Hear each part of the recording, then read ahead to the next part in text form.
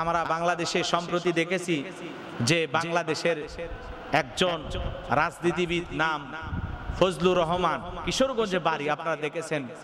বেশ কয়েকদিন ধরে সোশ্যাল মিডিয়াতে আবল তাবল কথা বলতে অবশেষে বিএনপি থেকে তাকে বহিষ্কার করা হয়েছে।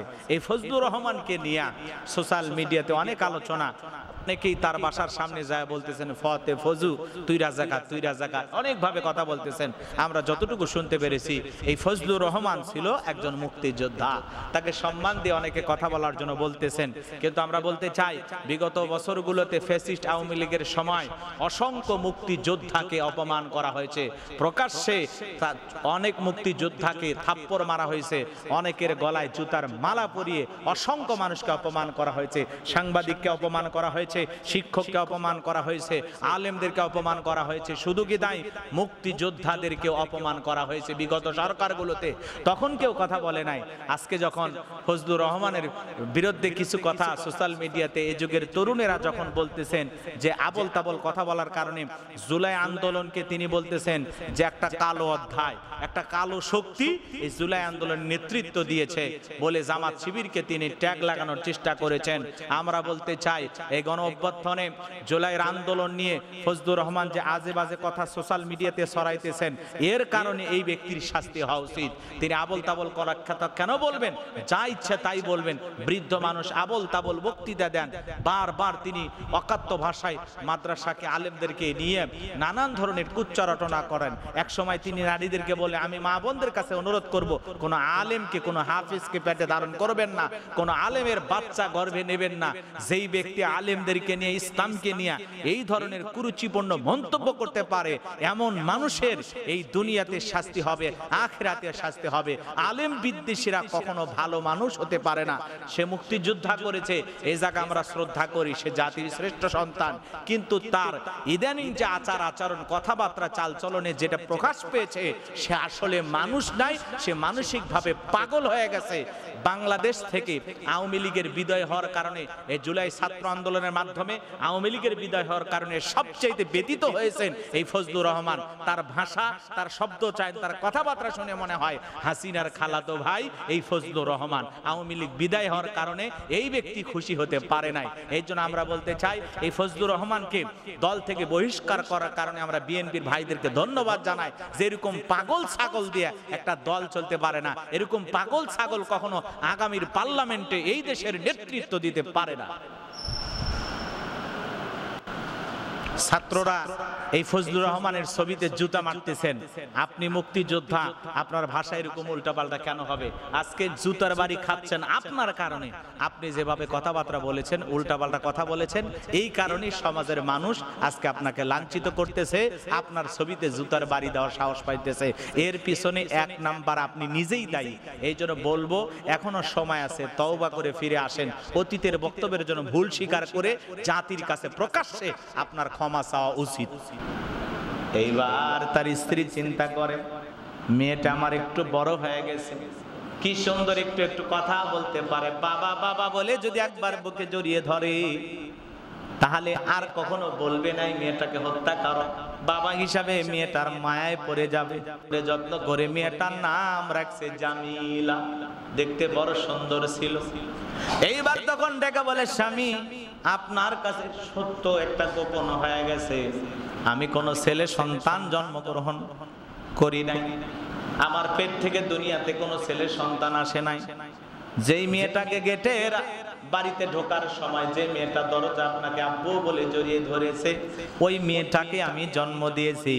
এমন কথা শোনার পরে ডেকে বলে, কি ব্যাপার, তুমি আমার কাছে এত বড় সত্য কেন গোপন করলে? বলে, শোনো, মেয়েটা দেখতে এত সুন্দর হয়েছে, আমি মা হয়ে পারি নাই মেয়েটাকে হত্যা করতে। কেমনে পারবো গো, আমি পারি নাই, বারবার আমার দিলে বাধা দিয়েছে, আমি পারি নাই আমার মেয়েটাকে হত্যা করতে।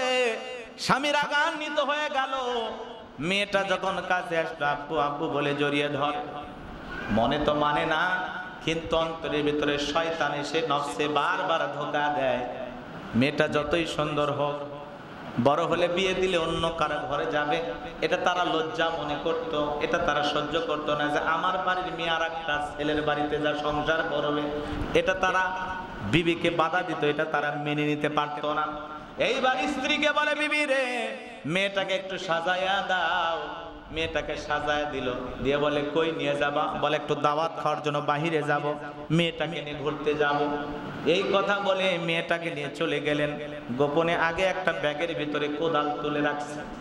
এইটা নিয়ে যখন রওনা করলেন, পথের মধ্যে চলতে চলতে যখন পাহাড়ের গিরিপথ পার হয়ে যখন নির্জন এলাকায় চলে গেছে, এইবার যায়া ওই পাহাড়ের মধ্যে যখন গর্ত করা শুরু করছে, বালি মাটিগুলো যখন বাবার দাড়িতে লাগে, মুখে লাগে, মেয়েটা দৌড়ে আসে আর বাবার মুখের বালিগুলো সাফ করে দেয়, মুখের ময়লাগুলো দূর করে দেয়। ডেকে বলে, বাবা, দাওয়াত খাওয়ার কথা বলে এই জায়গায় কেন আপনি গর্ত খনন করেন?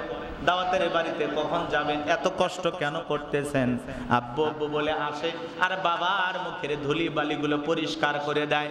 ও নবী, আমার দিলটা এত পাষাণ ছিল গো নবী, আমার সন্তান এমন আচরণ করার পরে আমার অন্তরের ভিতরে মায়া জাগ্রত হয় না। আমি গর্ত খনন করতেই লাগলাম, গর্ত খনন করতেই লাগলাম।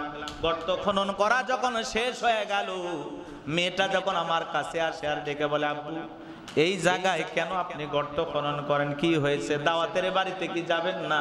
ডেকে বলে, এই দিকে আয়। আমি যখন বাবার কাছে যাইতে চাইলাম না, বাবা গর্ত থেকে উড়ে উঠলেন। ওঠার পরে আমাকে জাপটে ধরলেন। আমি তখন বুঝতে পেরেছি বাবা আমাকে গর্তে ফেলে দিবেন। মেয়েটা তখন হাউমা করে কাঁদে আর বলে, বাবা, জনমের মতো একটা বার আমাকে ছেড়ে দাও, কোনোদিন বাবা বলে আপনাকে ডাকবো না, বাবার পরিচয় আমি দেব না, আপনি আমাকে নির্দয় পাষাণ ভাবে এভাবে মেরে ফেলবেন না। মেয়েটা এত আকুতি কাকুতি করলো, কিন্তু মেয়েটার কান্না আমার দিলকে গলাইতে পারলো না। আমি মেয়েটাকে ধরলাম, ধরার পরে গর্তে ফেলে দিলাম। শুধু কি তাই গো নবী, মেয়েটাকে যখন গর্তে ফেলে দিলাম, বারবার মেয়েটা আমার হাত ধরে কান্নাকাটি করতেছিল। আমার দিলটা এত পাষাণ ছিল গো নবী, বড় একটা পাথর নিয়ে যায় আমি যখন মেয়েটাকে এত জোরে আঘাত করেছি, মাথার উপরে ফিনকি দিয়ে রক্ত বের হয়ে গেল। আর মেয়েটা একবার আব্বু আব্বু বলে চিৎকার মেরেছে। সে আব্বু আব্বু চিৎকার এখনো আমার কানে বাজে গো নবী। আমার মনে হয় আল্লাহ আমার জীবনের সব অপরাধ ক্ষমা করলেও হয়তোবা এই অপরাধ ক্ষমা করতে পারে না। দাহিয়াতুল কালবি তাকায়া দেখে নবীজি এই ঘটনাগুলো শুনতে শুনতে নবীজির দাড়ি বেবে চোখের পানিগুলো পরে নবীজির জুব্বা মোবারক পর্যন্ত ভিজে গেছে। আমার নবী দেখে বলে, দাহিয়াতুল কালবি, মানুষ কেমনে পারে এতটা নিঠুর হইতে, এতটা পাষাণ হইতে? মানুষ হইয়া মানুষ কেমনে কেমনে মারে, কেমনে মারে? মানুষ কি এত নির্দয়া, এত কঠিন হতে পারে? আমার তো জানা ছিল না।